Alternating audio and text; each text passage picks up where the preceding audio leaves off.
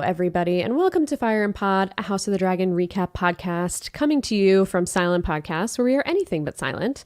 I am your host, Katie, and I am here with my wonderful co-hosts, Javier and Chanelle. How are you both doing this week? Good. I'm doing great. Excited to talk about this episode. Me too. Me too. I'm so excited to be here with you guys. It's bittersweet. It's over. I don't think we're going to have another season for 2 years probably. So we have a long road. So let's get all of our feelings and our thoughts out now.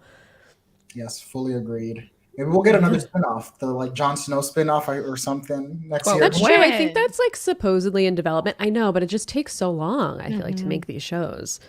And I just saw that there might be a sea snake show. I saw some rumors about that on Twitter a few days ago. I'm for it. I'm for it. Too. More. Yeah, especially if it's the same actor. I've been loving him so far. Yeah, I like Corliss. Yeah. How did you guys feel about the episode and the finale as a whole? I liked it. I loved it. I don't know. I don't know if I loved it, but I would give it an 8.5. That's a pretty good grade. Yeah. I mean, not a 10 out of 10. Yeah. No, yeah, I really liked it. It wasn't perfect, but it was good. I agree. Somewhere in the 8 range. I think an 8 out of 10, if I had to also rate it, would be where I would put it at. Yeah, I'm probably with you guys. Maybe a 7.5. I think I am docking a point for another brutal birth scene. Maybe a trigger warning would help us digest it a little better. Just a warning would be nice to expect it. Because this is 4 really brutal birth scenes so far that we've seen in the show. And this one, I think by far, well, I guess Queen Emma was pretty bad. But I think this one, it was just graphic with the miscarriage and the baby just flopping on the ground. It was rough. And I think about people who have had pregnancies that have maybe ended in a miscarriage or a late-term miscarriage, and that's got to be really tough for them to watch. I'm lucky enough where I haven't had to experience that, but my heart goes out to people who had to watch that with no warning that was coming and then just be like, oh shit, because that's rough. Yeah, HBO be like that sometimes. Yeah, they really do. They really do. I don't know what's going on with these show producers and their obsession with showing these brutal birth scenes. I don't know what to say about them. This one, I was okay, another one, damn, this is what, you said, the 4th one this season. That's intense to see so many of those scenes in one season. Yeah, especially when we only have 10 episodes and there are 4 birth scenes. It's a lot of birthing. It's a lot of birthing. But I guess it's a reality of life. So maybe they shouldn't shield it from us too much, especially I think it's hard not to get political about anything, but there's a lot going on in the US, and we've talked about this. I know I brought this up before in past episodes, but there's a lot happening in the US right now with reproductive rights. So seeing this from where I know this is a fictional world, but where we came, even now the US is not in a good place with their mortality rates for pregnant women, especially women of color, worse than white women. It's really rough, and it just hits you oh shit, we could be moving back towards this. So I think that's that's a little rough, but luckily it's just TV, so hopefully we don't have to go vote in November, please. Thank you. Anyway. Please go vote. Off my high horse. I think I'm with you. I think 7.5. I give it a 7.5 for my grade. I mentioned to you guys right before we started, I again didn't take notes. We're going on vibes this episode, but it's all good. I feel like there's so many things to cover. I guess we can jump right in. We open in Dragonstone. We see the table. I think is it called the painted table? I loved just seeing the candle lighting up. I didn't realize that so lit up, and it was just visually awesome and incredible. So that was really cool. Yeah, that was a nice surprise. Mm-hmm.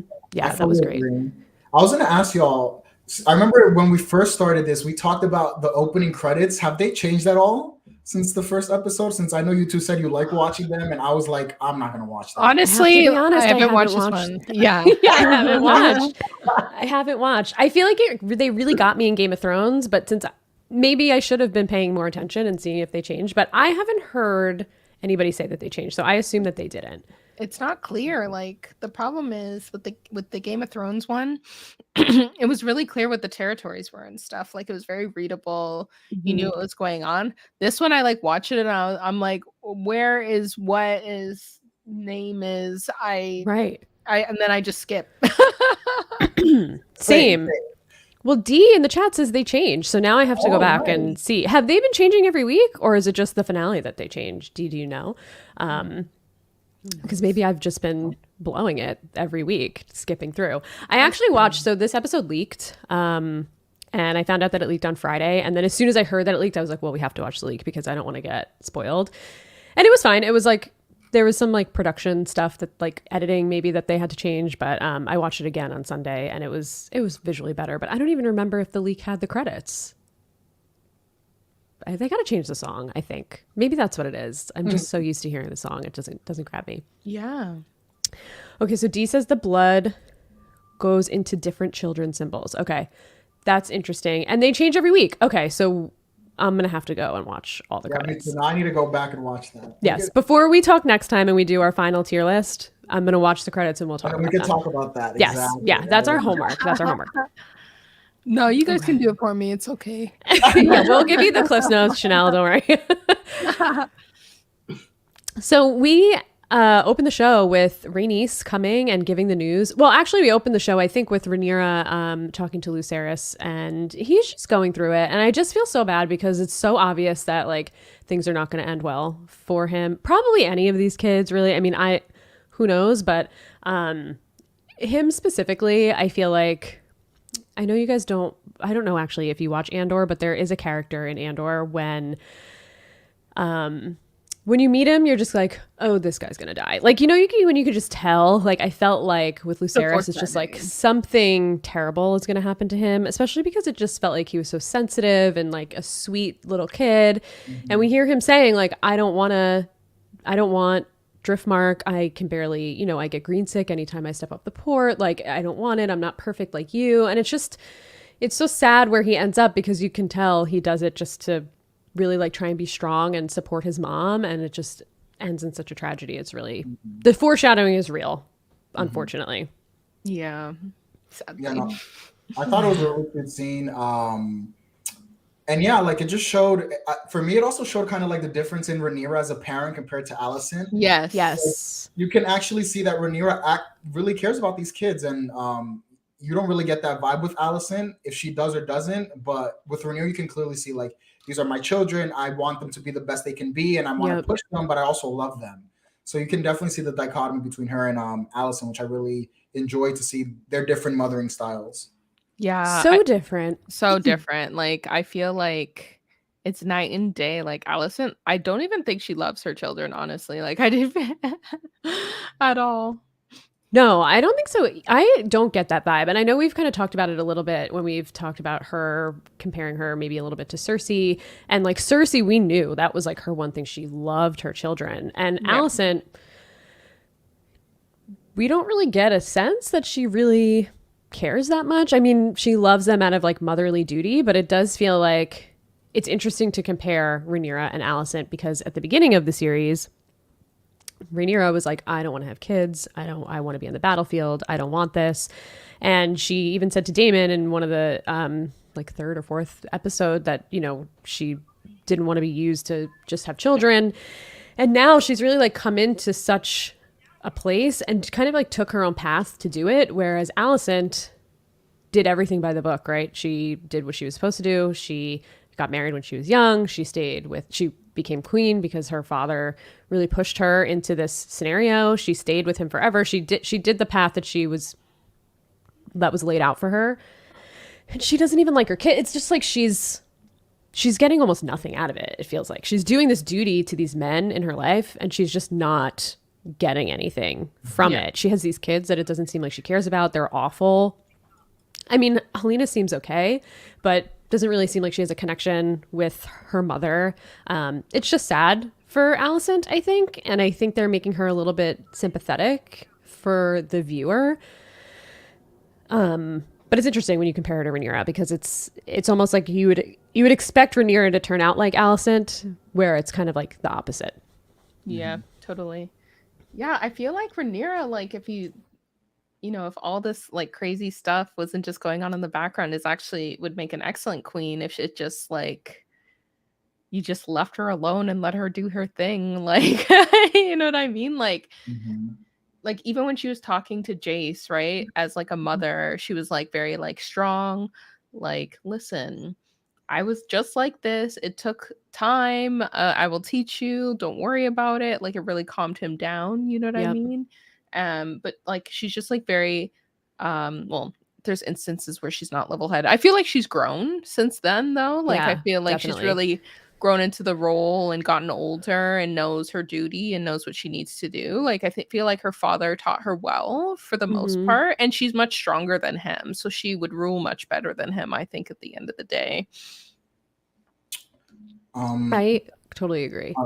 yeah, no, I was gonna say it's just interesting because I felt like when the show started, Allison, like, she seemed like a nice girl. It's shocking to see the Allison that we had in the first 3 episodes not be a good mother, if that makes sense. Yeah. I'm like, it's Yeah. shocking to me because it seemed like she was someone with like, she was a caring person. She had a lot of emotion. She seems like someone who like felt emotions and like, had a heart. So to see her be kind of like cold to her children is very drastic to me. And I guess it's kind of like what we talked about last week. It's just her trying to really please all these different men in her family or her life. And like, maybe that's why she can't really make that connection with her kids. And it's just, yeah, it's just really sad to see because that's not the vibe I got from Allison when the show started. Nah, she Yeah, just had a mental totally. breakdown. Yeah. She's not even all there.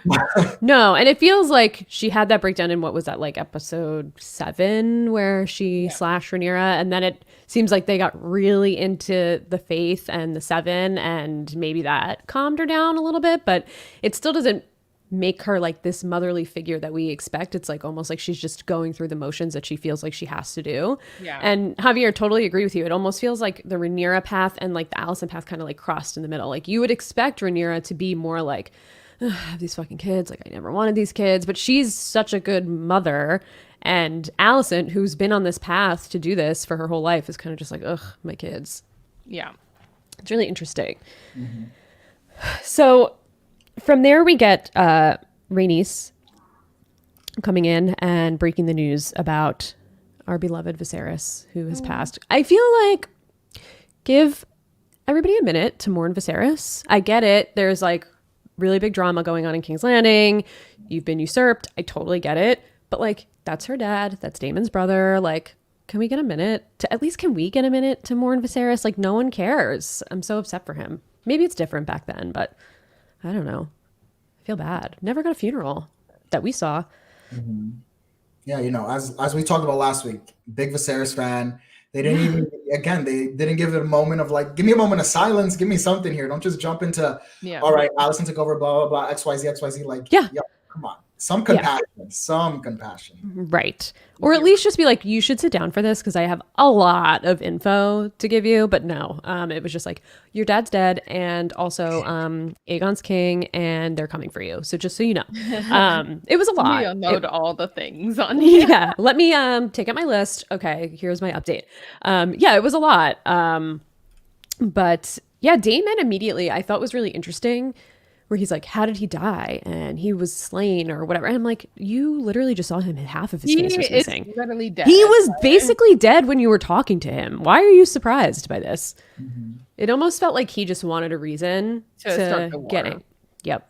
Yep. Yeah. And even throughout this episode, he even says that, I mean, he's almost pitching the storyline that he was killed by like Allison or Otto or somebody. Like Right. he refuses to believe that his brother, who we saw basically, like you guys said, dead. To me, it wouldn't be shocking. Like I feel like it shouldn't be shocking to them that he's dead, and to like assume that is just like again, Damon looking for a reason to like go with his ploy, which is this whole war. Right.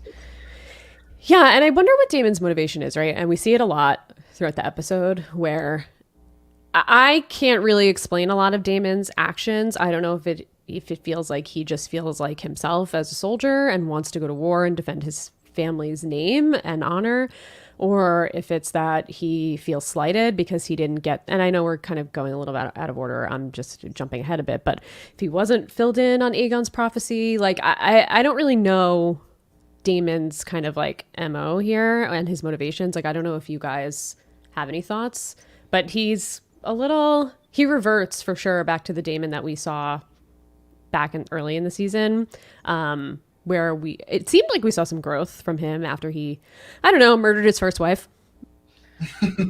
I feel like he wants revenge, and I'm not sure why. He needs to just chill and let his wife do her thing. I cannot explain what is up with him at all. Like, maybe he's just like, he's been her husband for a while now, I guess, and I think it's been 6 years. Yeah, maybe he's just like kind of sick of sitting around and wants to get in on the action, wants them battle. I'm not too sure. Yeah, no, I really don't understand Damon's motivations anymore, because I feel like at the beginning his motivations were kind of like to be kind of king or something. He wanted like power, basically. It felt at the beginning, right? And now it's just, I think it's just Damon being Damon, and I've never been the biggest fan of Damon, and this episode made me again not like Damon at all. Like, we'll get to it later, like the way he treated her. And that part I was like, like, this is literally why I didn't like Damon from the jump, and people were coming around to Damon. I'm like, Damon, once I know, you were right. Change. They're not going to change. Back. You were right the whole time. They didn't change, so. But. Yeah. Yeah, we'll definitely talk more about Damon as we get a little deeper into it. But Rhaenyra, as she's hearing all of this terrible news that Rhaenys is giving her, she starts to feel pains, and then she starts to bleed, and we learn that the baby's coming very early. And like we talked about, there's a pretty rough birth scene. Big news. I started reading the book. So I'm going to see, because I'm like, I don't want to wait 2 years to see what happens. I want to know. So I'm up to Jaehaerys's reign. So I'm not yet up to House of the Dragon or Viserys or anything, but I'm getting there, I guess. But I have heard that this scene in the book was very similar to how it took place on the show. And it's really unfortunate because this was their first daughter. Rhaenyra has all sons, and this was her first daughter. And Alicent, unfortunately, kind of like inadvertently, right, took that away from her.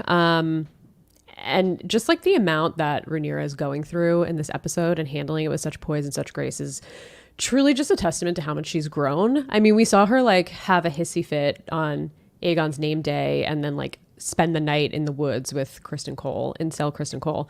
And now it's like she's dealing with a miscarriage very late into her pregnancy. She's dealing with finding out her father died. She's dealing with her brother. Yes, brother. I'm like, what's the line what's here? The okay, yes, brother. Here? Yeah. Yeah. Usurping her from her throne. Probably an incoming war. And it's just like she's so level-headed throughout that it's just, I mean, I don't know. It's impressive, but also sad that it's like she can't show any of that emotion. Yeah, it sucks because she has to stay level-headed and show, because especially when you're a woman, right, who's being questioned, like you can't show any out emotion. Of line at all. Like, I guess I just gotta have my miscarriage and then go on. Like, this never happened. Like, yep. Same scene when she had Joffrey, right? She had to freaking literally had the afterbirth like coming out, and she's walking to meet Alicent. Like, no breaks. No breaks. Yeah, no, I thought this scene was very intense for a birth scene, and I thought it was interesting that Rhaenyra didn't want any help, because it's almost like she knew, unfortunately, that like this birth was not going to go well, and like to just see her like literally pull the stillbirth child out and just telling everyone, get the F out of here. Like, I do not want any of you here. Like, I'm going to do this by myself. And then seeing like the midwives or whatever they are, they were like really like sad, and they were shocked. And even one of them was crying. Like, clearly they care for Rhaenyra. And it was just sad. And I guess now that you guys talk about, like, I guess Rhaenyra maybe is doing this to show her strength. But at the same time, it's like, damn, girl, like, it's okay. Like, this seems like such a, you know what I'm saying? Like, you can have help in such a rough situation, but. Yeah, it's sad. And there were points, I think, in that scene where she was calling for Daemon, and Daemon's just like in the other room plotting for war while his wife and niece is going through like a horrible, very early pregnancy. And, obviously she finds out it's a girl once the baby's born. It's just like, it's so sad. And like, fuck you, Daemon, go to her. She's screaming your name. Go to her. It's just, it does seem like it hits him. Like, it does seem like later there's a scene where he's kind of, it's like a very quick, like, you could tend to see him on the beach, like I don't know what he's dealing with. I don't know if it's the death, if it's the war that's coming. Like, I don't know, but it does seem like he's taking a minute to deal with some of the grief, probably the death of his brother as well. Like, we know Daemon loved Viserys, at least in his own way. So, I mean, I feel for everybody. I just don't like the way that everything's coming out from Daemon. Like, I don't like the way he's coping. Yeah, I fully agree. Mess. Total mess. Yeah, Total like mess. prior to that, I'm glad, like you mentioned, the beach scene. Like that scene was very interesting to me. I was just wondering, like, why he was threatening these two knights who were gonna be on his side. Because I think it was one of the Eric brothers, right, and another knight, and he was like threatening Not them. yet. It was not the two members of the Kingsguard, I guess, that were assigned to Rhaenyra, who came to Dragonstone with them. But Eric, I think it's Eric, came later, like right after that, to kind of like pledge fealty to Rhaenyra. But yeah, it's interesting. It's like your wife is going through all of this shit, and you're just so concerned about like, all right, what's the next step we have to do to like claim our, like stake our claim? But it's like, you just like take a second. And this is completely against Rhaenyra's wishes. Like, she doesn't want this. She wants to be pragmatic. She wants to be smart. And she's dealing with this prophecy of like, I have to unite the realm. It's me. This is up to me. And Daemon's just like going balls to the wall. Like, okay, I'm going to threaten these Kingsguard and say, you know, you've served us loyally, but let me know now what your plan is. Otherwise, you're going to die screaming. Takes Jace, or both of them out to watch it. He brought one of the kids out. I don't know if it was both of them. It's just like, I don't remember either.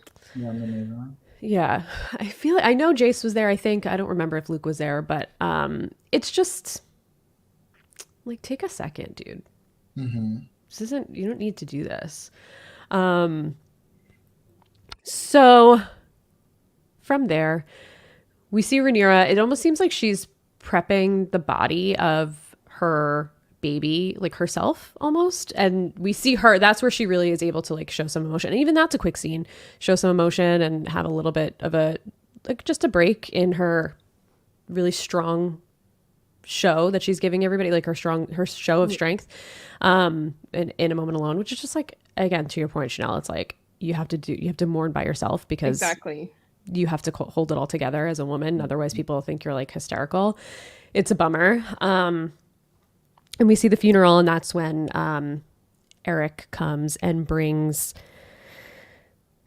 was it Jaehaerys's crown? He brings, I think Aegon is wearing Aegon the Conqueror's crown, and I think he brought Jaehaerys's crown, I believe, with him. I'm not 100% sure, but it was a different Targaryen crown, and pledged his loyalty. And it felt like that's really when some of the planning started. Good for Eric. Good for you, Eric. Yeah. Shout out to you. Loyal man. Yep. Before we move on, though, I want to mention one other thing that I really liked. I know last week we were talking about in the prior episode when Rhaenys had the chance to burn them alive. I'm glad they addressed that. Yes. I'm glad you brought that up. Shows do not address these kind of like plot holes that like could have made everything so much easier. And I'm glad that when Daemon was like yelling at Rhaenys, like, why didn't you do anything? And Rhaenys was like, it's not a war for her to begin. And yes. I very much like that they addressed that aspect of it. Yes, I totally agree. I'm glad you brought that up, because I wanted to mention that too. Because I know last week, not only us, but basically everybody was like, why didn't you just fucking burn them right now? Yeah. And like, a war will be fought over this, but like, I'm not going to be the one to start it. Like, this isn't up to me. I'm just bringing you the news, like out of loyalty to my house. Like, I have to do what's best for my house, and that's not starting a war. So, I like that they addressed that, and I like that even Daemon was like, how did you get out of there to like tell us? And they did like give a good Game of Thrones season 7 or 8 or even 6 maybe would have just like breezed right over, like how Arya just got stabbed 87 times in the stomach and then just jumped in the water and then was like, oh, just kidding, I'm like parkouring around after I got stabbed in the stomach, everything's fine. Yeah, that would have been Game of Thrones way of handling it, but I'm glad that we got at least some kind of connection there. Yes. Okay, Dee says it's her dad's crown. And King Cash said Daemon doesn't trust the Greens. It's clear he's like, they will kill you and your family even if you give up the crown.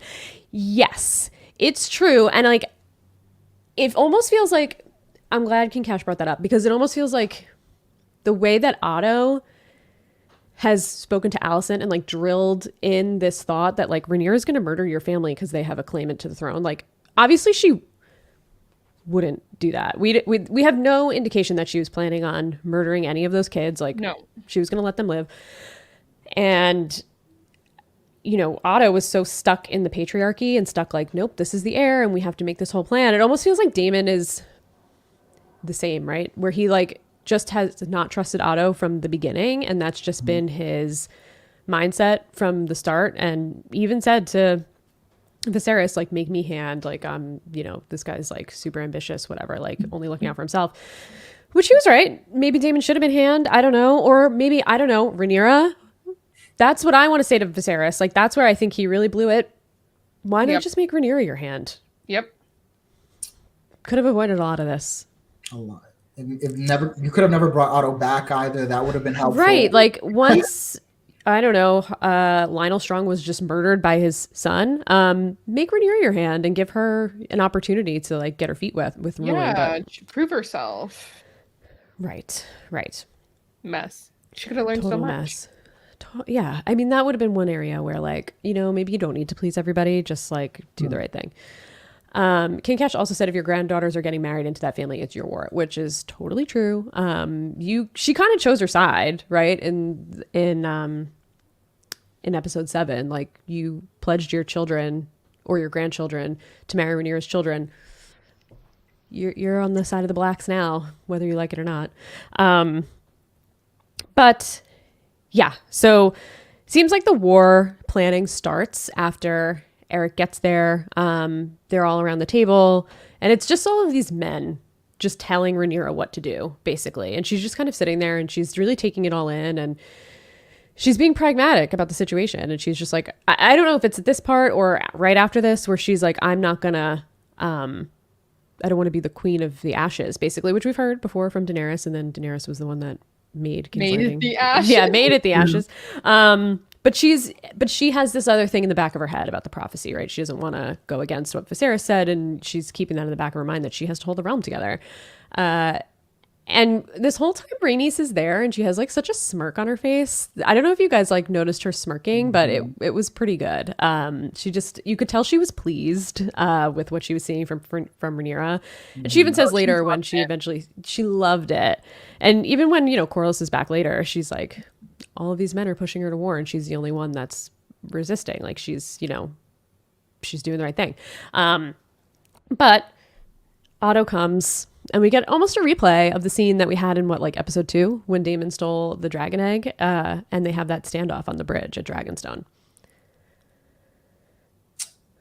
Yeah, that was very. First of all, I think it's very brave of Alicent to send Otto. I feel like that was the same way that I think that Rhaenyra sending Luke was a bad idea. In another world, sending Otto is a bad idea for Alicent and for Aegon and for the Greens. That was very shocking to me that they sent someone who's pretty much running the kingdom at this point there. Because again, they know Daemon's crazy. Daemon, if it were up to Daemon, that man would have been his head. Oh, 1,000%. So it was very very interesting choice on the side of the Greens to send Otto there to negotiate with the blacks. Yeah, I wish, again, in this moment, I'm just like, fucking burn them. Like, burn them. Why are we not burning them? End it now. I don't know. Or really start it now, I guess. But would have been such a big blow to the Greens. Like, the Greens would have lost. The Greens would. I feel like without Otto, the Greens can't do anything. Exactly. He's obviously the mastermind. He is the one that put this all in motion. They have to know that. Yeah. So it's like, oh, this is really your chance. But at least take him hostage or something. Be like, you better get off that. Take him hostage. Yes. I burn the Kingsguard, take him hostage, and be like, we're going to kill Otto unless you step off the throne. Like, do something. Yeah, you had the power right there. Like, I'm confused. Also very confused.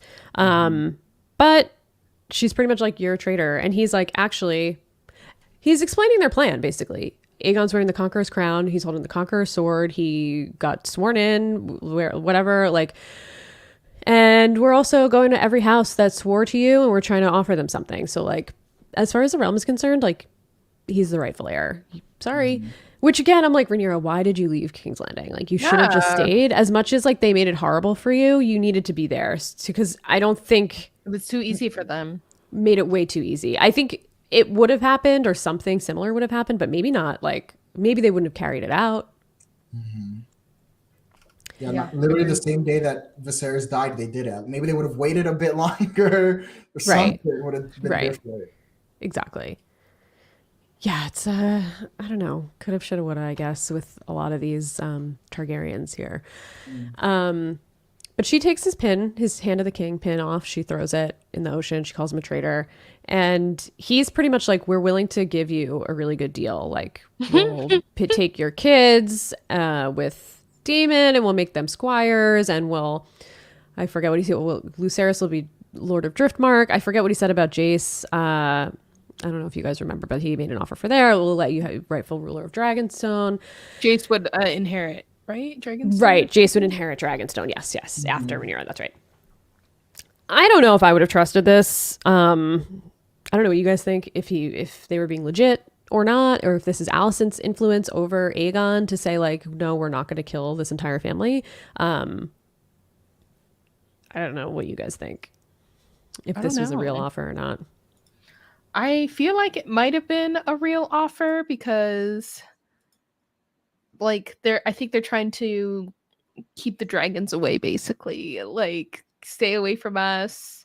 You know, we'll leave you alone. You leave us alone. You do your thing. Just let us have this thing, you know? Right. Right. Yeah, no, I feel like if it's coming from Alicent, she's being honest. But as we can see, Otto's gonna undermine her, as even Alicent called out last week. Like, you guys were planning this without me knowing. So even if Otto is saying it, Otto's not believing it. Otto was ready to do something in the shadows to get rid of these, so totally. That's how I feel about it. I agree. Otto cannot be trusted. No. I can't wait to watch Otto. I'm assuming Otto dies. I'm assuming basically everybody dies. And I can't wait to watch it. I can't wait to watch Otto and Kristen Cole die. Those are my two that I'm just waiting for. Basically everyone on the Greens, actually, except Alicent. I do feel bad for her, and I know maybe she's being portrayed a little bit differently than she is in the books. But I'm not up to that part yet, so I don't really care for my opinion. But they are making her pretty sympathetic, I think, for us at least, where she's not trying to be as just downright evil. Yeah. Because she's dealing with like everything that Otto has been drilling into her head since she was a teenager, that like Rhaenyra is going to murder your entire family. So put your guard up. But Otto has the page of the book that Rhaenyra ripped out and gave to Alicent when they were reading by the Godswood. And that seems to strike a chord with Rhaenyra. And Daemon, everybody already has their swords out. They're all ready to fight. Daemon's like, I'd rather, what did he say? Like, let my kids or rather throw my sons into the sea, into the dragon pit or something like that. Yeah. So they were not going to accept that offer, but Rhaenyra's like, I'll get my answer to you in the morning. So it's like her and Daemon are clearly not on the same page. He's ready to just go to like 0 to 100, and she's like really trying to take the slow, pragmatic approach. And she's like, yeah, get your answer in 24 hours, which I don't know if it's the note or the page of the book, or if it's just her really thinking through every move very tactically. But she decides to choose peace for now, at least. I just feel like, unfortunately, Rhaenyra she's in over her head. Like, we saw it in the council meeting where they're talking about who is on the black side. We see it here again when Otto shows her the page. Like, Rhaenyra's just like, I think Rhaenyra has the grit to be a good queen, but at the same time, she still is a little like she has feelings and emotions that, I guess maybe that's what I guess that's Daemon's role here. He's trying to be the more like headstrong person, like, okay, we need to do this, this, and this to get to the end goal, while Rhaenyra still has these emotions that are like kind of overwhelming her. And we see this multiple times throughout this episode. So I think after what happens at the end, now Rhaenyra is going to be fully committed to the war. But I think it took that happening for her to get to that point. If that didn't happen, Rhaenyra would still be kind of wishy-washy, unfortunately.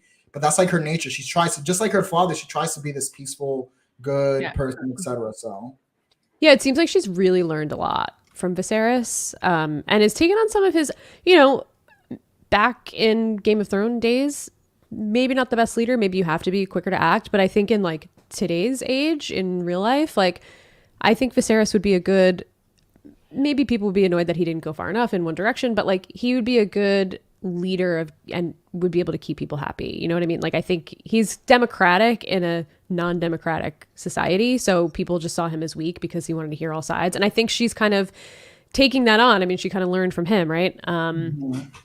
But yeah, I think she is a little in over her head. I think there's just a lot going on for her in these last like 24 hours that she has to start dealing with.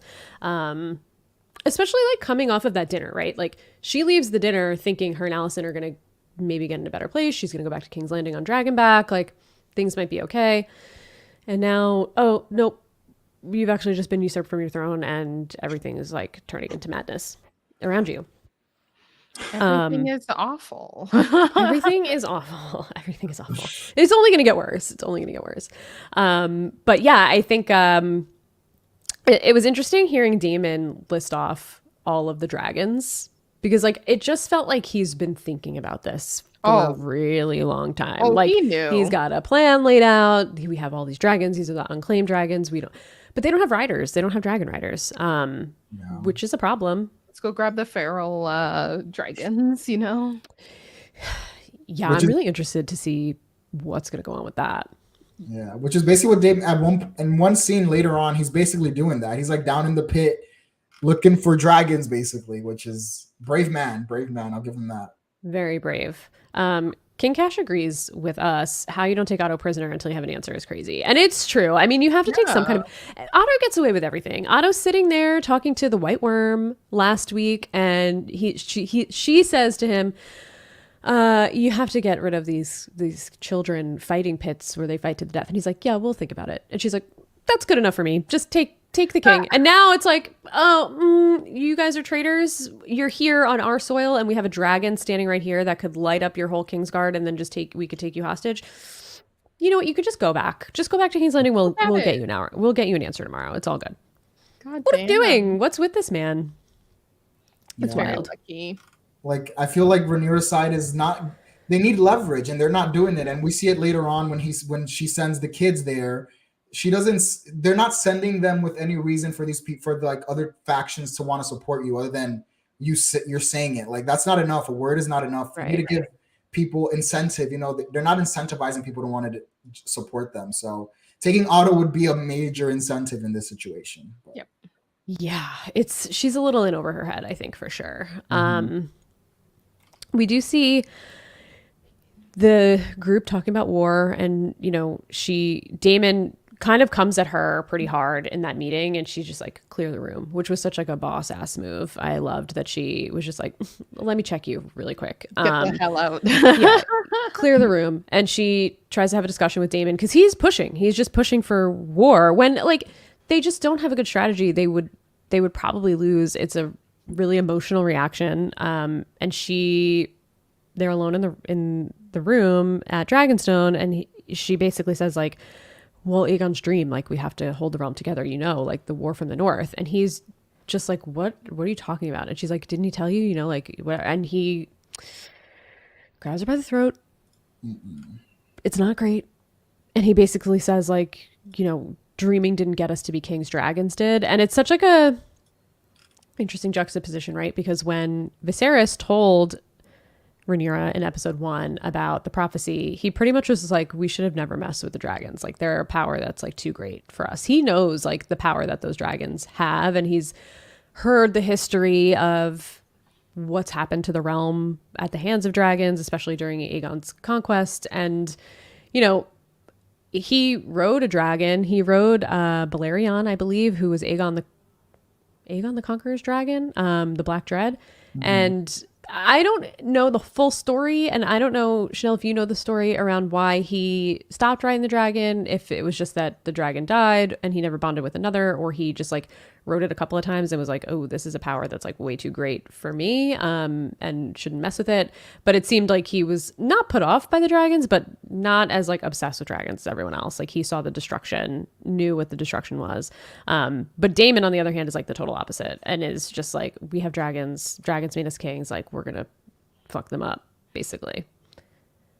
No, I don't know the story, but I want to hear all about it. Now, Yeah. I'm interested.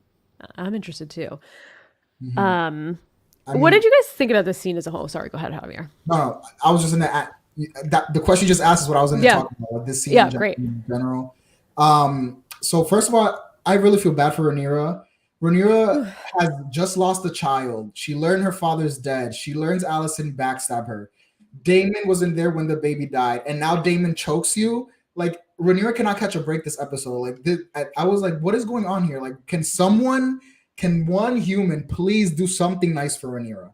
This man Seriously. was supposed to be your husband. You're this, that, and the third. And when he starts choking her, I was just like, I literally got like physically angry. Like I was like, Rhaenyra, just like burn him or do something, Rhaenyra, because I was just so angry, and I felt both anger and like a very sad for Rhaenyra because I feel like Rhaenyra is going through so much, and like you said, in these past 24 hours, and this is just like the icing on the cake. Like the man who's supposed to be your king next to you, whatever, like supporting you 100% is just treating you like shit. I was just very angry, and it just reminded me of why, like I keep saying, I never liked Damon, and to me he's irredeemable. Like prior to this, but this on top of it just makes him like whatever Damon does, I might be like, woohoo, that's exciting when he kills Otto or he kills Christian Cole, whatever happens. Yeah. But in the back of my mind, I'm always gonna be like, Damon, I can't forget the things you've done in the past, and this was just like too much for me.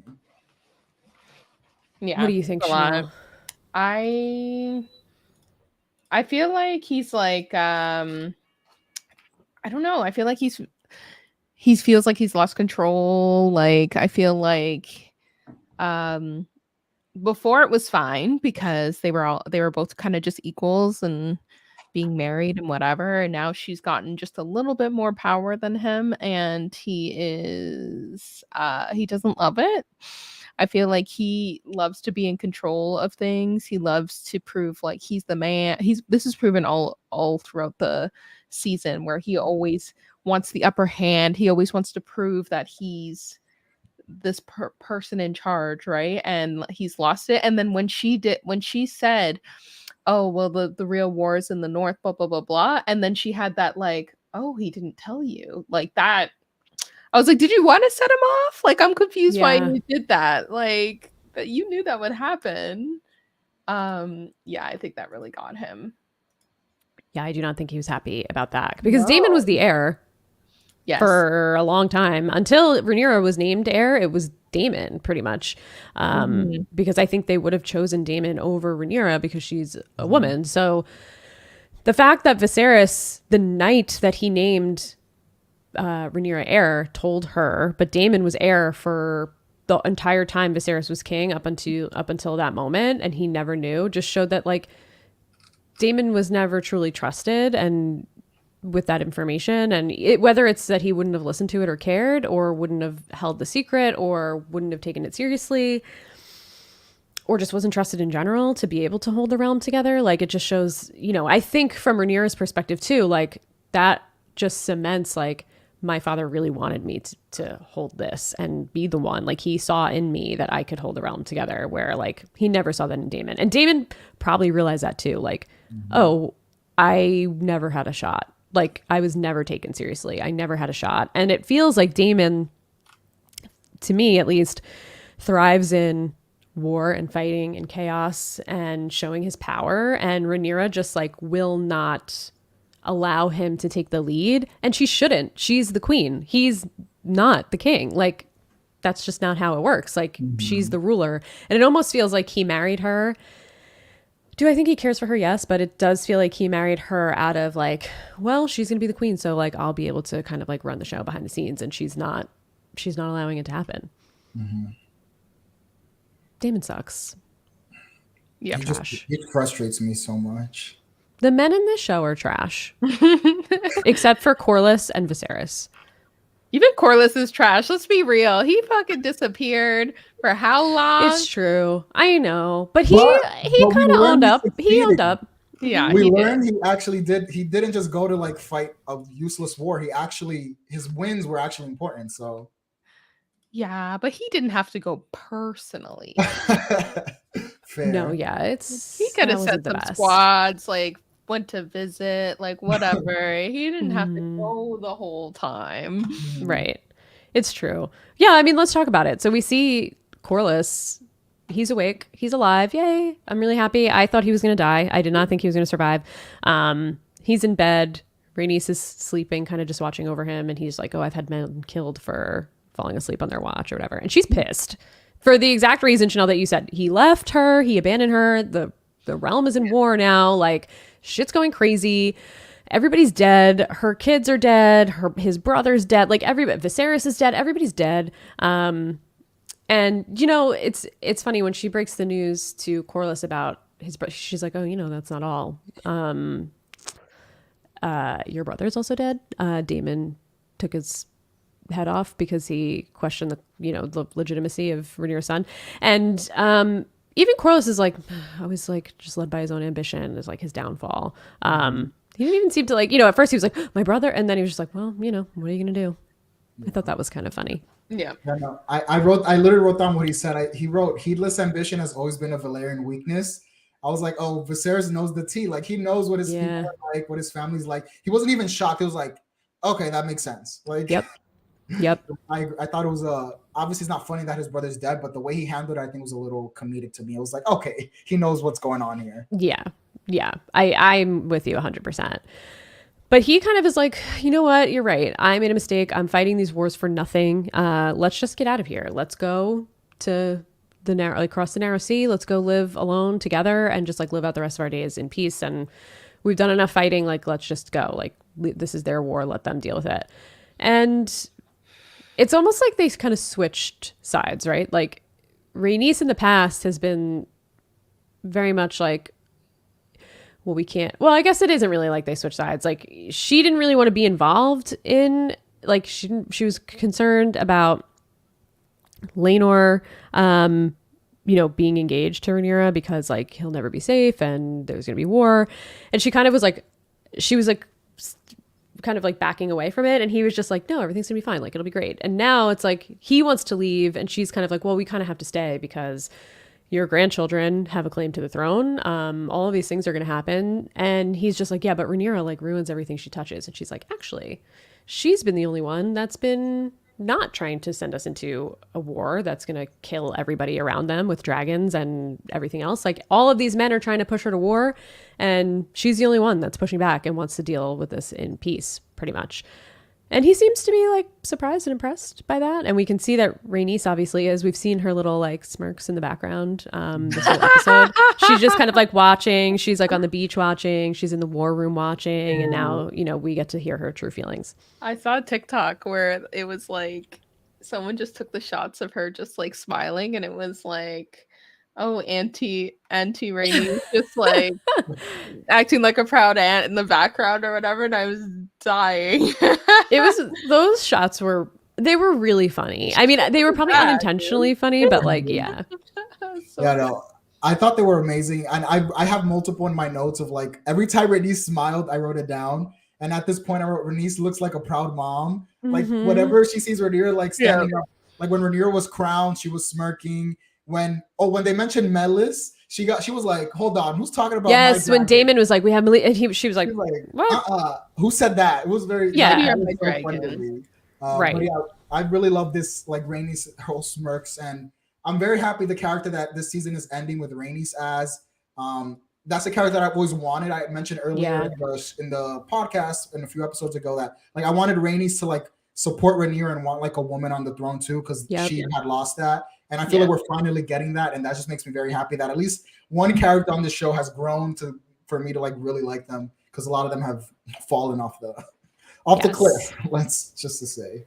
So yeah, it's almost like she needed to see Rhaenyra in action, and now she has faith. Like, oh, she was the right choice as heir, especially after seeing the spectacle and getting locked in her room in King's Landing and not being able to leave, and seeing them literally become traitors and take over the throne the next day that after the king died. Like, she's like, oh no, this is the right choice. Like, they don't care that they're sending the realm into war, where Rhaenyra is like really trying her best to not do that. So I think she won her over for sure, which I love. I love that. Rhaenys is great. She's definitely like top of my list of best character. Her and Corlys, both of them, I think they're great. They're a great couple. I agree. Yeah. Love them. Love like a as non-dysfunctional relationship as you can be Game of in Thrones the Game of show. Thrones universe. Yeah, like there are a couple goals on the show for sure. So we see Corlys go to well, I guess, is he at Dragonstone or he's being sent to Driftmark? I don't know if he was up at Dragonstone already or if they came there, but he comes in the room. They're all again talking about war, planning what their next moves are, and he breaks the news. Guess what? War at the Stepstone's over. I secured everything, and we control this area, and we can just block it if we want to block it, and we can cut off all trade. From land and sea to King's Landing. And it's not like they have airplanes. So that's going to totally screw them.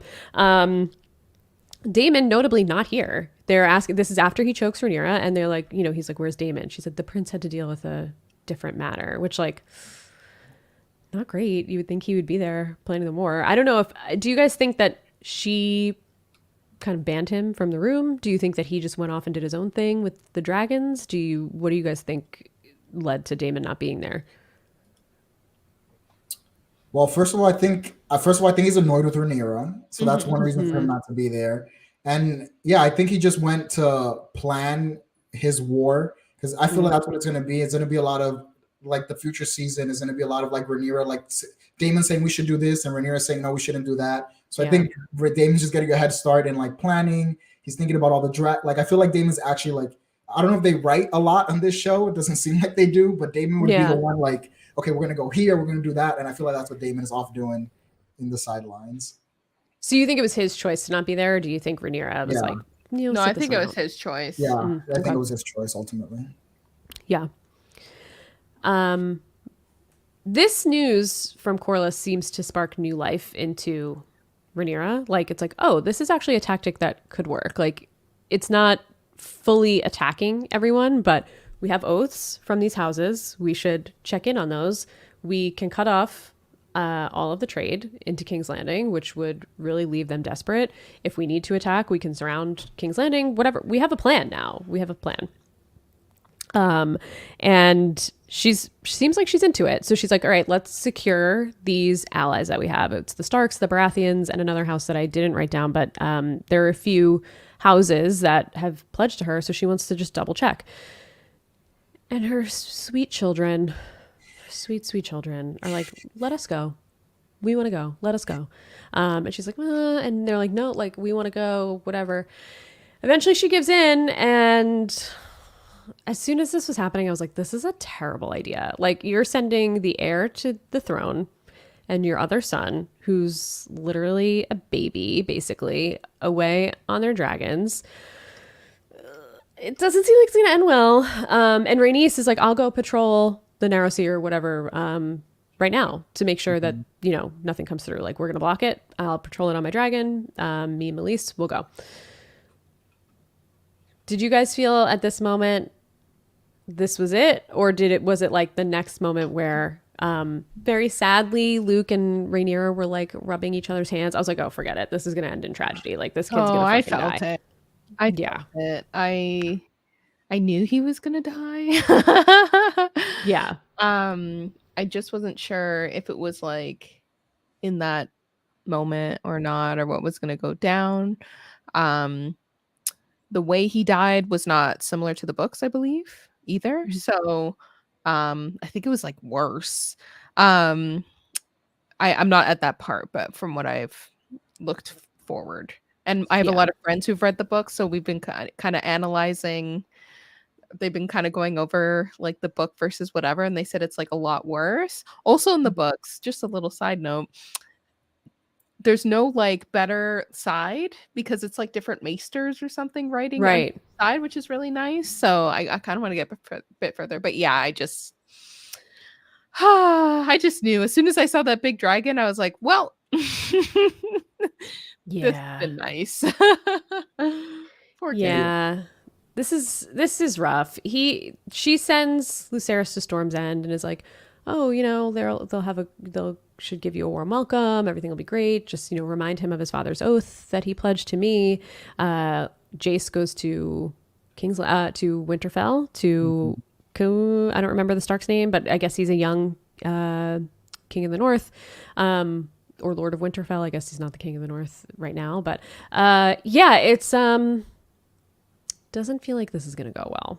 Yeah, I literally wrote down, oh, this is a bad idea. First of all, what do these kids know about negotiating? You're sending a 13-year-old Lucerys who's clearly scared out of his like mind. Right. This poor little baby. But my other thing with this was, did they not, again, this is like Rhaenyra being very short-sighted. Did she not think that Alicent probably was already also trying the same thing? Well, it doesn't make sense because Otto said we already have offers out to these houses. So like they know, and he named the Baratheons, the Starks, and the other house. So it's like, maybe think that there might be a dragon there too. I don't know. They have dragons. Like she's really putting her kids at risk for no reason, I feel. Her heirs. Yeah. It's strange. King said sending Jace was fine, sending Luke was dumb. He's not ready for this. And he said that every chance he got. And I agree. And I think Jace wanted to prove to his mom that like he was up for it. Like, I know I haven't been, but I'm here. I want you to be queen. And he calls her mom and then goes like, oh, your grace. And I'm like, oh, this poor kid. He's like a little kid. It's really sad. Daemon could have and should have gone. Jace, I think, exactly right. He's fine. He's older. He can fight. He can fend for himself. Luke is, he's not cut out for it. So this was going to end in a bad situation no matter what. I feel like they could have gone in pair. Like, so at least don't just send the 14-year-old by himself. Right. Just let them go together. Just let them go together. Go together. Why here separate first, them? And then go here, and then that's it, guys. Like, I don't know. It was a very poor decision making. Really poor decision. None at all. And we see them all flying away from Dragonstone. We see Rhaenys, we see Jace on these regular sized dragons, and then we see this little mini dragon with little mini Luke, and I'm like, oh, okay, here we go. Something terrible is about to happen here. This little tiny dragon, he's on a baby dragon. It was really sad. Gets to Storm's End.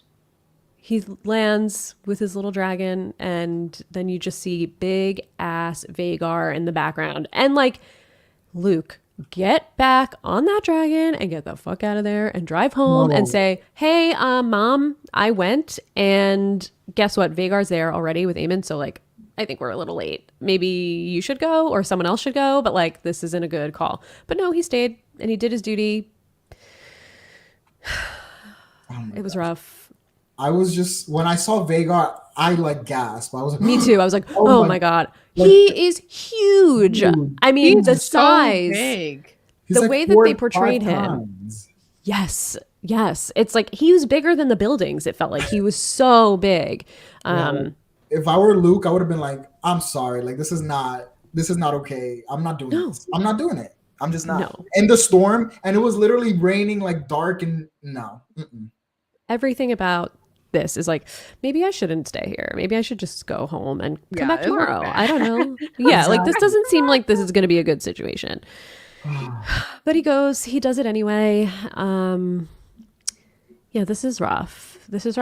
And Javier, to your point, like this just also shows like Rhaenyra has the right idea, but she doesn't really have like the chops yet because like you said, she didn't offer anything. She didn't say like, we'll defend you with our It's like nothing. Just want to remind you of the oath your father took to me. Mm-hmm. And the Baratheon was like, remind me of the oath. Like, that's it. Aemon's in there, just standing there with his, I saw a meme. I retweeted it. I don't know if you guys saw it, but it was Ben Stiller in Zoolander making the blue steel face, and someone like put it in MS Paint and just like put blonde hair and an eye patch on it as it was Aemon. And I'm just like, this is the funniest thing I feel like I've ever seen because it's so true. But he has that fucking smirk and his sharp chin, and he's just like, here I am. Aemon looks like he has Botox. I swear. Yes. He looks like a villain all the time. Like he literally looks like if you guys have ever seen The Mask. Yeah. That's what he reminds me of. The Mask like smile. He always has that little face on. It's so annoying to me. It's a very annoying. Punchable face. I'm sorry to say that, but I want to just punch Aemon all the time. It's true. There are a lot of punchable people on the show. Aemon's definitely really high on the list. Oh God. Aemon. So he's just sitting there, just like. I also feel like, and everybody that I've said this to tells me that I'm wrong, but when Aemon was younger Aemon, the younger actor, was going to beat up Luke with the rock and potentially kill him, and Luke took his eye. it felt like they were close to the same age. Luke was probably a little younger, but it felt like they were close-ish to the same age. But now this Luke feels like he's so young and Aemon's like an adult. And I'm like, how did this age? The aging is a little confusing to me. Damon's not any older. Christian Cole has been like 30. It's like 30 years. Not really, but like. And he hasn't aged at all. 20 years. He hasn't aged at all. Damon's barely aged at all. Aemon's an adult, but Luke is still a little kid. It's a little confusing to me about the actor choices, but.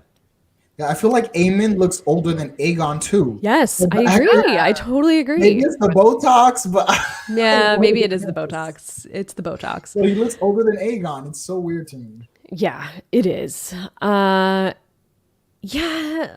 don't know. Doesn't seem like, Luke fares really well here. He's just like, tell your mother, like, who's going to marry me? Which of my daughters are you going to marry? And he's like, I'm unavailable to marry.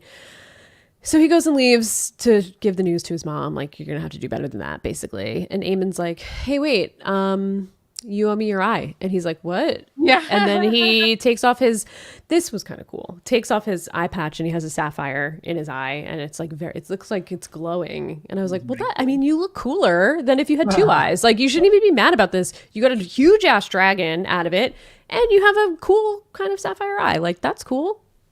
I think it looked cool. Well, I fully agree. I wasn't expecting that when he took off his iPad. No, I was like, ooh. I thought it was the only cool thing. Like when they showed like Viserys' eye. Yeah. It was giving me like horror scene vibes. So I was like, oh, this is a horror scene. But his eye's gonna be like decaying. So he like, oh, you see what you did to me? I need your eye. Instead, it's like a nice, beautiful sapphire. Like, okay. Yeah, it looked gorgeous. I'm like, it's actually an improvement. Like, sets you apart. You look cool with this sapphire in your eye. You shouldn't be upset. And you have Vhagar on top of it. Like, let it go. But he didn't let it go. And the Baratheon is like, listen, this kid's coming as a messenger. He's not coming as a warrior. Like, you're not doing this in my house. Make sure he gets on his dragon and gets out of here safely. Like, send him back to Dragonstone. Like, this is not taking place in my house. We see Luke taking off. It seems almost like he can't. Is his dragon's name Arrax? Yeah. Gets on Arrax. It almost feels like Arrax doesn't want to like fly in the storm. Like, he's nervous to fly in the storm, but they take off, they go, they're going through it. And then we just see like, boom, boom. It's like your heartbeat goes. And then it's just like this huge dragon on top. And it's just like, oh shit.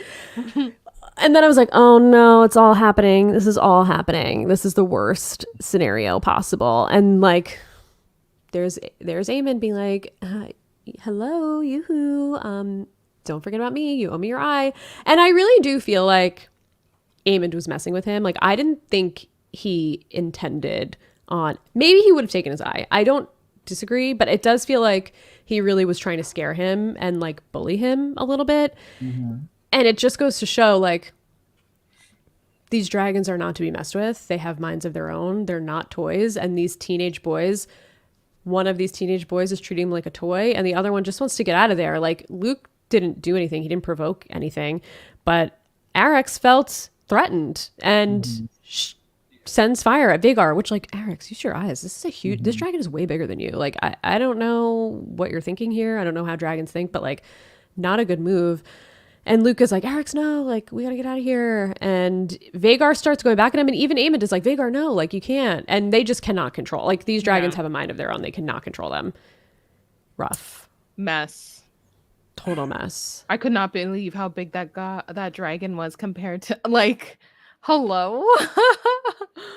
Yeah. When it flew over, I was like, oh no. Yeah. But I thought that scene was epic. Like when I saw Vhagar over him, I was like, okay, this is an amazing shot. Like, this was a great idea. Whoever decided this. Yep. Agreed. Clearly, all the season's money went to this episode. Honestly. Yes. That's why we got all those bad green screen. Bad CGI, yeah. I used to drag it all the time. Because they wanted a sick scene. Even when like Lucerys flew like into the clear skies, that looked so good too. It looked like he was in heaven. It was beautiful. He was in heaven. I thought that was sick too. So they did a good job. This scene was amazing. Clearly they put a lot of money in here. And I'm glad they did, because it was like the final scene of the season. But like, this scene was insane. Like, I felt like the fear in Lucerys. Like, I felt it.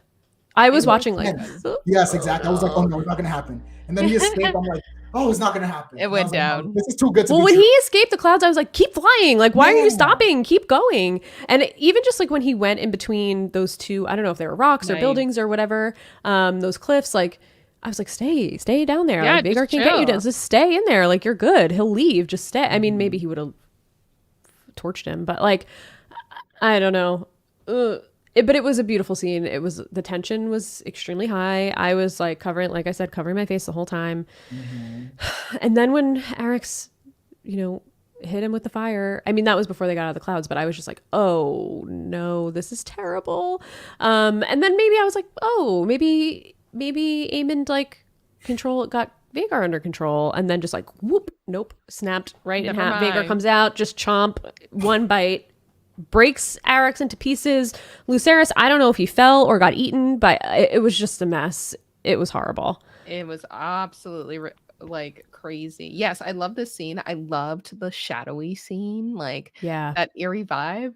I also saw a meme where it was like Game of Thrones or sorry, House of Dragon fans ask for like lighter scenes, and then this is what they get. Oh, I saw that on Twitter too. I was like, oh Yeah.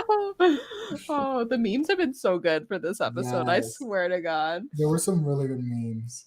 Yeah. Rest Yeah. in peace, Lucerys. Let's hope. And Eric's. It's really Yeah. sad. That was a very tragic scene. But the thing for me was, did Luke say Dracarys when he blew the fire? Like, was Luke telling Arix to attack, or was this Arix attacking from his? No, I think Arix did it himself. It seemed like Arix just went for it and did it, and he was like, Arix, no, like, don't. We Okay. gotta get out of here. And it just really, I feel like, illustrated the fact that, much like Viserys said, we should have never messed with these dragons. Like, they're not meant to be tamed, and they're dangerous and whatever. He was right, and it's just so poetic in a sad way that this war is going to be kicked off by teenagers who have been forced to hate each other by their parents. Like, there's no reason that these kids should have to hate each other. Yeah. But because of Otto getting into Alicent's head that Rhaenyra's family is a danger to you and your family, and these kids are going to take over. Obviously, Alicent has been putting that in. We saw it. We saw her do it to Aemond when, or Aegon, when she's like, they're going to kill you. You're a threat to her, so she's going to kill you. And he's just like, what? I just want to like jerk off at my window. Like, it's just like, it's bred. And it just go like, you can see Daemon's kids and Rhaenyra's kids get along. Like, there's just no reason why these cousins can't or shouldn't be supportive in one big Their family, which is parents, what they messed Viserys it up. always wanted. Yeah. Yeah, and their parents screwed it up. And I'm not gonna say Rhaenyra is blameless. Like, No. maybe don't have 3 kids with Harwin Strong. I don't know. Harwin Strong. Maybe not a good idea. I don't know. Just a thought. But yeah, it's sad. And It's sad. I'm glad you mentioned that, because again, like you said, Rhaenyra also has some blame here, because I never saw Rhaenyra ever interact with Aegon. Like, that is her brother. No, never. Like, she made no effort to be like an older sister. Like, maybe if she would have tried to nurture him, she could have like, imbued something in him. Yep. But she did not try once to like even say hi. Like, I'm your big sister. Like, if you need help with anything, don't listen to your crazy Hit mom me up. and step and grandfather. Right. Totally. It's like, yeah, I agree. Like, Otto wouldn't have had a leg to stand on if Rhaenyra made any attempt to be friendly or like have a relationship with her brother. Also, Viserys gave no attention to this kid. It's like, his wife died, his love of his life died trying to birth him a son. He finally got a son. It's just like not what he wanted. He already decided, like, it's tragic all around. Like, and that these kids just have to like take in all of this mess from the family around them when they really could like band together and keep like Targaryen strong. Yeah. But even if like this didn't happen this way, like maybe Rhaenyra would have been like, fine, like let Aegon be king. Like, it almost felt like she was thinking about it this episode to say like, okay, yeah, whatever. Like, I want to protect the realm. I don't want to burn everybody alive with dragons. Like, maybe Aegon can just be king. It's just a mess. The whole thing is a mess. Yeah, maybe they were actually siblings and spoke to each other. Yeah, maybe she would have been like, okay, fine, like, Yeah. Right. do it. I don't mind. Like, he seems like a good guy who can handle a kingdom, which obviously he doesn't. But maybe Absolutely not. if But she would have talked to him when he was like 5, I don't know. You can have some Right. impact on how people turn out, but that's just mine. I also keep just forgetting that these are Rhaenyra's siblings because Me there's too. no connection. I'm Me like, oh, her too. cousins. I'm like, nope, these are her little brothers and her sister. And she just doesn't care. She just does not care. It's wild. It's truly wild. Which But makes it it seems like, crazier to think that like Aemond is Rhaenyra's brother, so Rhaenyra's brother just killed her son. Like that's insane. To his like nephew. or his nephew. Like come on. yeah, your brother just killed your kid. It's just terrible. And you can tell like Aemond realizes that he made a huge mistake. And I think like he probably realizes not just like, oh my God, I killed him. Like, oh my God, I'm starting a war. Like, Yep. oh my God, this is going to be a problem. Like, it's like, it all feels like he thought he was like this big bad and was like, I'm such a badass. I have Vagar. And then it's like, oh shit. And it immediately feels like he became a little kid and was just like, what did I do? Like the reality of the situation like very quickly sunk in. And I think it's interesting because I know people were, I heard, not happy if they were book readers about some of this because people were like, this war was started by an accident. Like, this is so. But I think it fits. Like, it kind of fits with this family turmoil. Everybody's so self-centered and just so concerned about like their own kids and their own line and their own whatever. They're not thinking about the bigger picture. And this is like a perfect portrayal of that. Like, Aemond is just so consumed with like this hatred for this family that is really for no reason, that he's not thinking about like step 1, 2, and 3 of his actions. It's just like, oh no, I'm just gonna mess with this kid, and it's like, oh, actually, I'm gonna fucking dragon, and like, oh, and now I killed him. Like that was like almost never a thought that went to his head. It's just, it's wild. And even to say like, oh, you owe me your eye, I'm gonna give it to my mother. Like it just proves that like Alicent is in his brain because she's the one that said that. I'm taking this kid's eye because you took my kid's eye. It's like just a battle of like, it's just a dick measuring contest between everybody, and like everybody just disregarding these kids, disregarding these kids, and it's like they're seeping it all in, and they're going to be the future, and it's just like going to put them all at this awful civil war. It's just a mess. It's really tragic. So messy. These Targaryens are just. I don't feel like they ever get it together. Not even in Game of Thrones, we saw they didn't have it together with Daenerys, his brother. Like clearly, the Targaryens just never have a good family dynamic. It does not seem that way, especially from like now reading the books. It feels like even just like some of the kings prior to at least Jaehaerys. I know Jaehaerys is like the one that united everybody and brought everyone together. It's like the king who handed it down to Viserys, but it's like even before that, they're like awful. Everybody's awful. Everybody's awful, basically. Yeah. So we see at the end of the episode ends with Daemon. They're all in that war room talking seemingly about next steps. It's silent. We don't really hear what they're talking about. And Daemon pulls Rhaenyra aside, and obviously he's breaking the news, and she turns around and she just has this look of just pure rage. Like, oh, we're going to fucking war. How did Daemon know? I saw someone on Twitter said that someone found the remains they pulled up to shore. I don't know if that's true, if that happened in the books or what, but that's apparent. That's what I read on Twitter. So that's interesting. Chanelle, do you have any idea how he found out? No idea. I was thinking maybe like Aemond went home freaking out and just like told his mom, but would they have like told her? I don't think they would have told Rhaenyra. I think like would have told her. I probably what happened was he went home and freaked out, and then he has people on the city guard that talks to him. Yeah, right? The golden cloaks, and it probably got back to him. That's true. Maybe that's how it got back to Daemon through like the people that he knew, or the Kingsguard or something. Maybe it's the Kingsguard that found out. Yeah, I guess there are plenty of ways that it could have gone back, but I just feel terrible for Rhaenyra. You know, I was listening to Emma Darcy talk in the after the episode with the on HBO. They do like the inside the episode things, and they were saying, you know, Rhaenyra's been through so much. She's lost a lover. And I was like, what lover did she lose? And then I was like, oh, Harwin. I totally forgot that happened. But it's like, you think, you know, Emma Darcy said, you know, Rhaenyra thinks she knows grief, losing a lover, losing this stillborn child, losing her father. But like, this is true grief. Like this is the grief that Rhaenyra is like, and it's just turning her into I guess what we're going to see in the future. It's just, this is the first strike, the true first strike. And they lit this fire in her by accident. It's pretty terrible. Mm-hmm. Very sad ending to Rhaenyra's. This episode was just, again, Rhaenyra just took L after L. This poor girl. It was a rough episode for Rhaenyra. It was. It really was rough. So King Cash says, in the books, he wants to kill him. It's not an accident. Imagine if Jaime accidentally pushed Bran out the window, it wouldn't have as much impact, which I agree with. I agree. I think it's interesting. Ryan Condal, also the showrunner, in an interview, I think with Jason Concepcion, I don't know if it was after the show or on the HBO official podcast, but said like this should be a companion piece to the book, because the book, Chanelle, kind of your point, it's written by just like these random maesters and these people who are somewhat unreliable narrators who were like, we're there for some of it.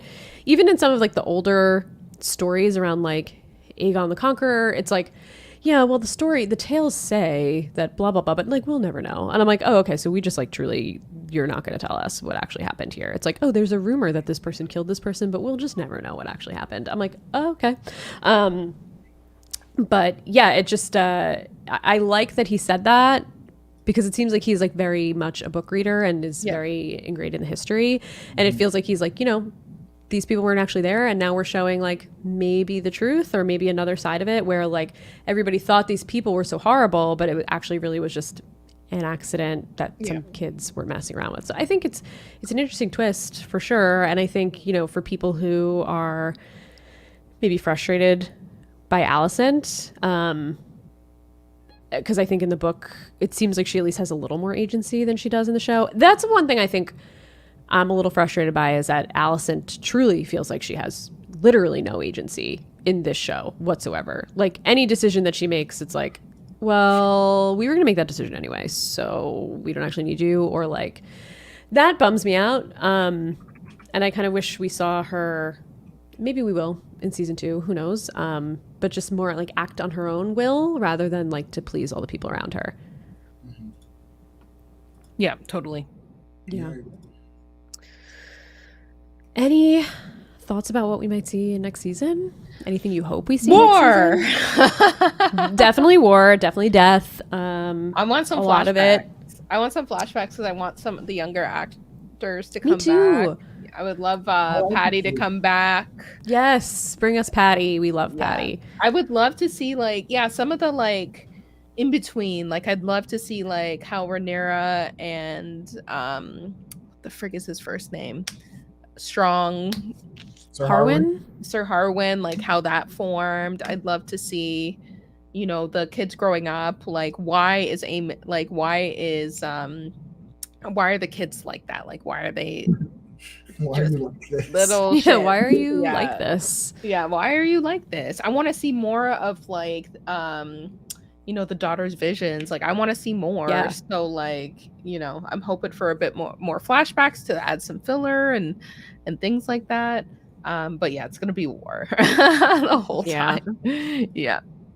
Yeah, no, I'm very curious to see where they're gonna pick up on, because we know the show loves time jumps. Like I don't think they can't really do a time jump here. Like I need to see Rhaenyra grieve. I need to see Rhaenyra mad. I need to see Rhaenyra's decision, finding out her son died. I hope they explain how she found out. Like, you know, I would like to know that as well. I'm excited to see how Alicent reacts, because I don't think Alicent's gonna be happy, because she obviously didn't want any of this. When Aemon tells her, or however she finds out, she's gonna be mad. So I can't wait to see her reaction. I do wish we would get more flashbacks, but I don't think we will, unfortunately. I think these time jumps were just like, you just got to accept that this is how the show's going to be. But I agree, I would love to see more, like, you know, backstory for these characters, but I'm not hopeful about that part. But I am hopeful to see war. I'm also very interested to see the Starks and see what this Stark is. Yeah, me too. See what the Winterfell's like nowadays. Like, you know, so it should be very interesting. I'm very excited. Sad that it's going to be so far away, but I'm very excited to see like what the show takes, because I feel like this season had some growing pains, and I think that hopefully with season 2, since they have fan feedback, they have the books finished, they have 2 years, like they can hopefully really make a great cohesive second season. Because even with like the original Game of Thrones, season 1 was okay, like it was good, but it wasn't like amazing, and eventually every season they got better storytelling, etc. So that's my expectation, that next season is going to be like much tighter knit story, and a lot of great battles and a lot of dragons again, a lot of bloodshed, and I'm very excited. Yeah.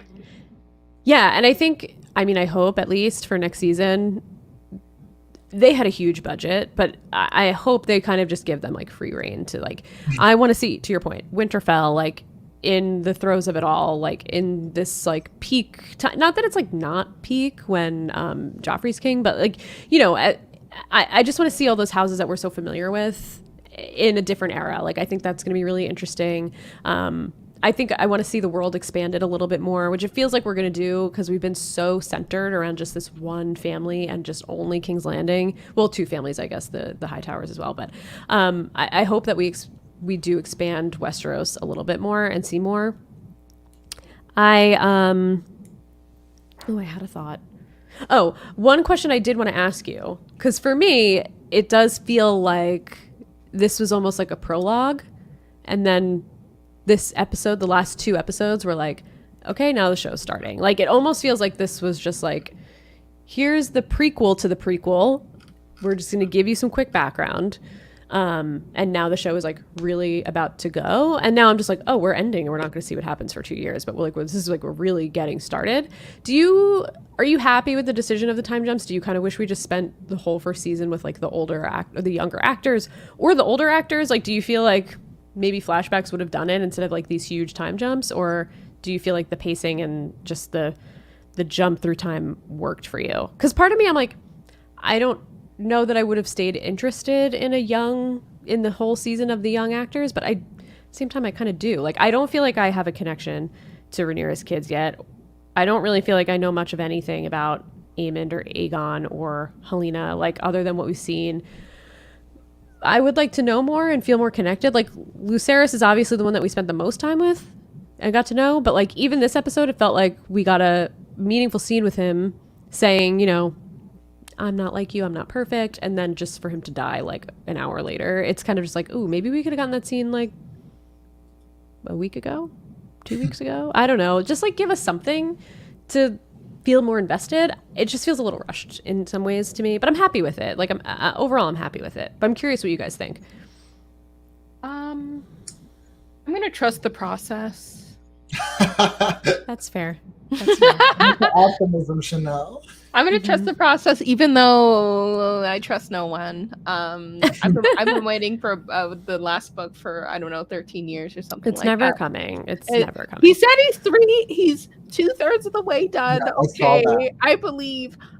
Anyway, but this dude is out here like making novellas, writing whole other books, doing consulting on video games, on like we don't need you to do this, man. Write your book. He's over it. He's over it. Anyway, I'm gonna trust the process. I'm gonna say that the time jumps were for a reason. He said he needed 4 seasons? Four seasons, 10 episodes each, I think. Right. Yeah. So I feel like, you know, the war will be a couple, like the fallout of the war might be a season, a little bit of the, I don't know. So, you know, they don't have 5 seasons. If they had 5 seasons, I feel like they could have done a little bit more. I think they'll bring in the flashbacks because there was really good reception of the young actors and stuff. So, you know, they wouldn't have had it to begin with, but, you know, I'm going to trust the process. How about that? That's fair. I like Chanel's optimism. I unfortunately am not going to, no, I'm kidding. I don't have a choice but to trust the process. For me, I feel like I've touched upon this before. Like, I feel the time jumps there's too many time jumps for a first season of a show. For a show that you want to get established, to me, you need to really settle in with these characters and really get to know them. And I feel like we really like the young characters, and then we got like the teenage version or whatever it was. But you know what I'm saying? Too many time jumps for me. I do think that moving forward, there are not going to be that many time jumps. Like, I don't think there'll be. I have a feeling there won't be anymore. Like, this feels like the time jump season, and then it feels like now we're in it. Yeah.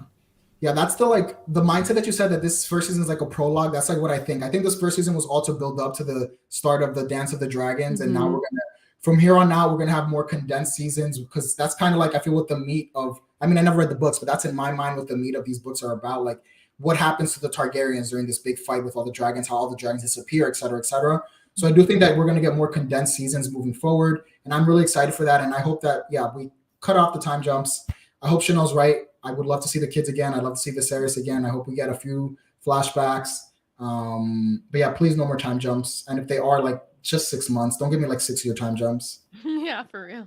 Because the war will be done. What kind of war goes for a 6-year war? That's going to be a terrible time jump. I'll be mad, Oh my God, imagine. Yeah, that would be. Imagine we just start the next season and they're like, we've been at war for 6 years. I'll be like, what? I would freak out. I would freak out. Yeah, almost part of me is like, give us 12 episodes and like, I would feel good. But it just felt like the first half of the season was with the young actors. Like the whole first half, where maybe we could have just spent like one more episode with Rhaenyra and the kid. Like just something. It almost felt like so much of it, Rhaenyra feels like she's the main character, right? But it does feel like the back half of the season, once Emma Darcy took over, it just didn't feel like we spent as much time with Rhaenyra, and it was just about like what's going on with Alicent. It almost feels like Alicent took over as a little bit of like the antagonist, which is, I guess they had to, right? They had to show us the build up, but it just feels like 1 or 2 more episodes would have like made me feel more satisfied, I think. Overall, I'm happy with it. Like I really did enjoy it, but I just do feel like there are a few things maybe we could have explored a little more deeply. But I think we'll get a lot to digest moving forward. So we probably won't even think about it once we get to season 2.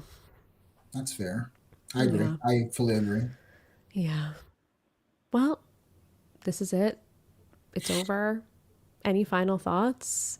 We're going to do a tier list. We'll be back next week. We're going to do a tier list of all the characters now that we ended, because we had fun with that last tier list that we did. So we're going to do one ending season 1. But so we could talk like overall season 1 thoughts there, I think. But like any final thoughts about even just the episode or anything that we didn't talk about? Did we miss anything? Like I said, no notes this week. Just again, vibes. No, I think we covered a lot. It was overall like one of the better episodes, I would say, in the season. Excited to give overall thoughts next week for sure. Yeah. No, overall, like I said it earlier, like I enjoyed the episode. Like rating it 8 out of 10. I think that's a great rating for an episode. Great rating. I really enjoyed the episode. I thought it was overall a really solid episode. We got a lot of development and we got good scenes, and I really enjoyed the episode, and I'm excited to kind of condense all our thoughts next week when we talk about like our tier list. And I'm excited to hype up Rhaenys next week. So I'm letting everyone know who's listening right now. Just know next week I'm a Rhaenys stan. I was a Viserys stan. Next week I'm coming in. I'm be wearing Rhaenys. I've always been a Rhaenys stan. So yeah, no, she's amazing. I feel sad that I'm gonna have to move Viserys to the dead category. Oh gosh. And Luke, I'm not. I know. Oh my God, I'm not emotionally prepared for this. It's all right. We have a week to get there. All right. Well, great. I guess we'll sign off here then. We'll do some. We'll do our typical send off. So Javier, where can everyone find you? What are you up to these days? What are you working on? All right. So everyone, you can find me at _thestarboy on Twitter. Again, tweeting a lot right now. The mole just ended, so I was tweeting a lot about that. Now I'm tweeting a lot about Love is Blind. The season has been a hot mess. Like, did the second set of episodes come out? Yes. The second set of episodes dropped today. They were even crazy. They were just like, this season is definitely the messiest season yet, I feel, with the most like, just the couples are a mess. Like season 2 was not that exciting to me, but season 3 has been not good couples. Like at least season 1 has some decent couples, but this season has been a mess. So catch me there tweeting a lot about that. And just catch me on Twitter. I share all my thoughts on a lot of different shows. And catch me next week to talk about this tier list, y'all. Amazing. Chanelle, how about you? So you can catch me on Twitch, TikTok, Twitter. Been uploading on YouTube a lot and stuff. So like all the socials, you can find me at Coder Girl Chan. I've been doing a lot of Stardew stuff lately. Love it. Yeah, we're gonna dig back probably to Cult of the Lamb soon, just to check out some of the updates and stuff. That game is really fun, and I'm looking for new followers to fill in those new follower looking designs. So that should be fun. But yeah, so you can catch me mostly on Twitch, but everything else you can find me as well. Amazing. And you can find me at on Twitter at RealSimKatie. You can also find me on Twitch at twitch.tv/RealSimKatie with an underscore at the end. I've also been playing a lot of Stardew. I have a 24-hour stream coming up this weekend, which should be a time. So if you're bored on Saturday or Sunday of the weekend of Halloween and you want to come on Twitch and check me out between 4 p.m. and 4 p.m., I'll be there. We'll see how it goes. Otherwise, you can find me on Silent Podcasts talking about a bunch of different things. Obviously here, we have one more episode to come, like we said, with our tier list. You can also find me and Naomi talking all things Andor on The High Ground, which if you are a Star Wars fan and you are not watching Andor, you need to get it together because this is the best Star Wars that I think I've ever seen. And there is not one lightsaber, not one Jedi, not one Sith, and it's incredible. Everything about it is incredible. So check it out if you're not already watching it. It's really, really good. You can also find Carrie and I talking all things TJ Hates Quitters. Talking the challenge on TJ Hates Quitters. This season actually has not been too bad, and I've been pretty historically down on the challenge in the last few, so I'm entertained. Check that out. We also talk all things Real Housewives, Carrie and I, on the Cool Water Show. Plenty of Housewives stuff going on to talk about there. And bounce checks on our Big Brother coverage. Isaiah's doing a ton. He's doing past season rewatches. So he just did Big Brother 23. He has Big Brother 22 coming up this weekend. We're going to do Big Brother 21 after that. We're going in reverse order. So check that out. That's it. I mean, that's a lot, but that's it. Feel free to give us a follow. I have to find all of our stuff. We have so many banners and things in our... if you would like to follow along with us live, check us out on Twitch. You could search us at Silent Podcasts. You'll find us. You can also find us on YouTube at Silent Podcasts. If you would like to know when we go live or have a new episode posted, feel free to follow us on Twitter at silent_podcasts. You can also listen to us anywhere that you listen to your podcasts, Spotify, Apple Podcasts, Pocket Casts, which is the app I use, Google Podcasts, whatever, we're everywhere. So check us out there and leave us a rating if you would like to. We do prefer 5 stars because it does help us get discovered in the algorithm. So it's a free way to support us. So we would really appreciate it. This has to go away. And until next week, until we have our tier list, we will see you then. And we'll talk to you all soon. Have a great night if you're watching us live. Have a great day, morning, evening, whatever, if you're listening to us after the fact. Bye, everybody. Bye, everyone. Bye.